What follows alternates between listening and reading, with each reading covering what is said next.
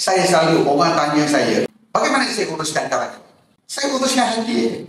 Urusan hati. Kenapa kita sanggup mati untuk suami kita kalau dia jaga hati kita? Kan? Kalau dia tak jaga, kadang-kadang racun tikus pun termasuk dalam hati. Kan? Rasa nak masuk, kan? Geramnya, dia tak akan. Jadi, the best is urusan hati. Dan bila ada share the common goals, semua orang faham, semua orang kerja. Dia faham. Kalau saya kaya, dia orang akan dapat gaji lebih.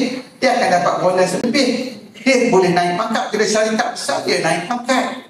Kalau skill dia betul. Jadi itu sebab semua orang ni, satu, dia nak perhatian. Dia nak recognition. Dan dia nak kesenangan. Sedikit. Jadi kalau kita boleh beri itu, dia akan stay dengan kita berpuluh-puluh tahun. Solve dia problem.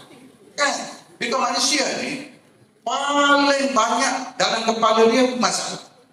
Masalah itu, masalah itu. Jadi kalau seorang bos boleh selesaikan masalah yang remeh-temeh ni, dia akan boleh fokus buat benda besar. So solve the problem. So toke punya kerja adalah to solve problem. Yang lain bagi staff. Bos, pedang saya tak tajam. Okey, saya beli mesin asap pedang.